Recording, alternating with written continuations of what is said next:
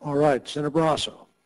Thank you very much, Mr. Chairman. And first, I'd like to welcome Mr. Bryce Freeman here to the Senate. He's come from Wyoming. He serves on the Wyoming Infrastructure Authority Board, and it's an organization that was created with my support when I served in the Wyoming State Senate. Other states have followed the lead of Wyoming, have set up similar organizations to develop electric transmission infrastructure. Plus, Bryce has served for years as the consumer advocate to the state's Public Service Commission. So thank you very much for being here. Thank you, Senator. There was an article in this morning's Casper Star Tribune under the title Utility Fines Power Line Foes, which gets to the point of what we're talking about this morning. I'll just read briefly. It seems like an idea any environmentalist would embrace. Build one of the world's largest solar power operations in Southern California desert and surround it with plants that run on wind and underground heat, the things that you're talking about doing and the things that the map has shown. Yet San Diego Gas and Electric and its potential partners face fierce opposition because the plan also calls for a 150-mile high-voltage transmission line. The showdowns over how to get renewable energy to consumers will likely play out elsewhere around the country as well. Providers of renewable power covet cheap land and abundant sunshine and wind in places like West Texas, Wyoming, Montana, and Southern California, but utility executives say no one will build plants without power lines to connect those remote spots to the cities. And that's the thing that many of you have mentioned. I guess my question, Mr.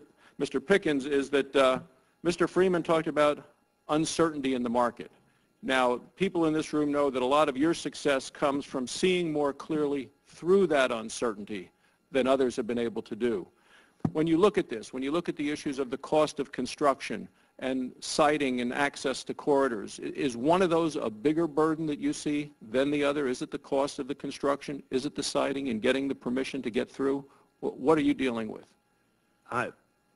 The biggest hurdle, of course, is to get access to the corridors.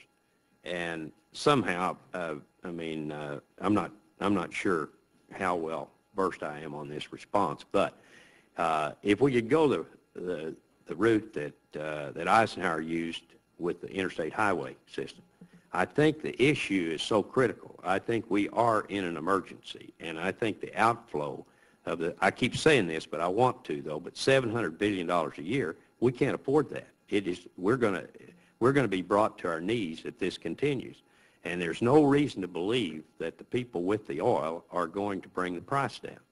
I mean, if we reverse positions and you and I are sitting on the table with the oil and they don't have the oil, we're going to want to sell the oil for the best price we can get for it. I mean, that's just human nature. And they do have a finite resource, and they do not have as much oil as they tell us they do. It isn't there. And I do believe in peak oil, and I believe that you have peaked out at 85 million barrels a day globally. Now, we're using 21 million barrels of the 85 million and producing about 7 of the 21. So if I could take just a minute on this point, the demand is about 86.4 million barrels a day. And when the demand is greater than the supply, the price has to go up until it kills demand. And that's where we are. That's what we're dealing with. Well, we're killing demand in the United States. We've killed 500,000 barrels a day of demand in the last year. But the Chinese have picked it up, is what's happened. And we are in a global situation, is what's happened to us. And, you know, when we say our truckers in this country, and I met with the Swift Trucking Company out in Phoenix 2 weeks ago, and they said, what's in store for us? And I said, you're going to pay more for diesel is what's going to happen. It takes 4 barrels of oil to make 1 barrel of diesel. And that is becoming more and more expensive. Now, I know you're thinking, does he mean you can get 1 barrel of diesel and throw away the other 3 barrels? No, that isn't what happened because it comes out of the products. But diesel is becoming more and more expensive around the world. You look at those truckers over there in France and Turkey, and they're parking their trucks, and they're frustrated, and, you know, they're saying we've got to have cheaper fuel.